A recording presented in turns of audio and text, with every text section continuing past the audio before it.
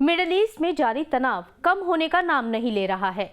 Israel Hamas के बीच महीनों से जारी जंग अब खत्म होती नजर नहीं आ रही, लेकिन पिछले कई महीनों से चल रही जंग के बीच इजराइल ने पहली बार अपनी गलती मानी है। आखिर वो क्या वजह है जिसके बाद इजराइल दुनिया के सामने पहली बार झुका है, वो भी आपको बताएंगे, तो बने रहिए मेरे साथ। नमस्ते, मैं हूं सुनैना सिंह और आप देख रहे हैं न्यूज़ नेशन।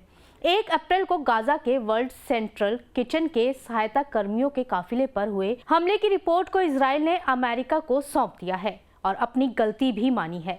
अपनी सेना की इस गलती को गंभीरता से लेते हुए इजराइल ने अपनी सेना के 2 सीनियर अधिकारियों को जिम्मेदार ठहराते हुए बर्खास्त कर दिया है।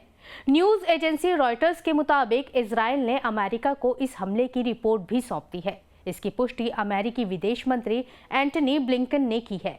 गाजा में वर्ल्ड सेंट्रल किचन के सहायता कर्मियों के काफिले पर हुए इजरायली सेना के हमले के बाद अमेरिकी विदेश मंत्री एंटनी ब्लिंकन ने कहा था कि हमें कुछ दिन पहले गाजा में वर्ल्ड सेंटर किचन टीम की भयानक हत्या पर इजराइल की रिपोर्ट मिली है। हम इसकी बहुत सावधानी से समीक्षा कर रहे हैं।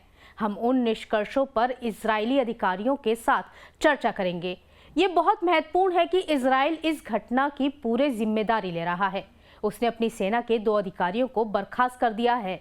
ड्रोन हमलों में भूमिका के लिए 3 दूसरे सैनिकों को भी फटकार लगाई है।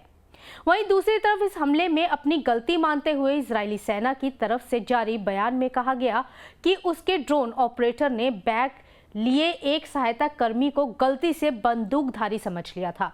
इस गलतफहमी की वजह से ये दुखद घटना हुई है। IDF इस घटना की विस्तार से समीक्षा करेगी। हालांकि ऐसा पहली बार हुआ है जब इजराइल चौतरफा तरफ से बन रहे इंटरनेशनल दबाव के आगे झुका है, वरना इससे पहले इजराइल ने कभी भी किसी भी हमले और उसमें मारे गए लोगों को लेकर कभी अपनी गलती नहीं मानी है। दरअसल 1 अप्रैल को गाजा में वर्ल्ड सेंट्रल किचन के काफिले पर इजरायली सेना ने जबरदस्त हमला किया था। इस हमले में ब्रिटेन के 3 और ऑस्ट्रेलिया पोलैंड के एक नागरिक समेत 7 सहायता कर्मियों की मौत हो गई थी।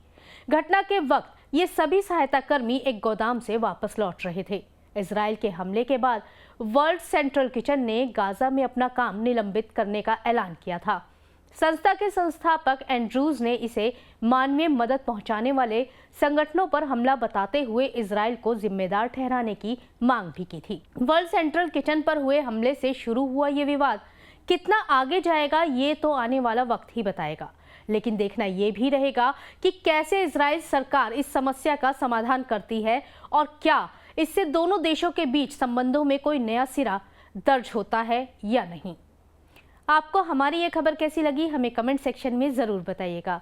और हाँ, चलते चलते एक ज़रूरी बात, आपको हमारे चैनल पर एक ज्वाइन बटन दिख रहा होगा जिस पर क्लिक करके आप हमारी पेड मेंबरशिप ले सकते हैं। ज़्यादा जानकारी आपको बटन पर क्लिक करके मिल जाएगी। तो देश और दुनिया की तमाम खबरों को जानने के लिए बने रहें न्यूज़ नेशन के साथ। नमस्ते।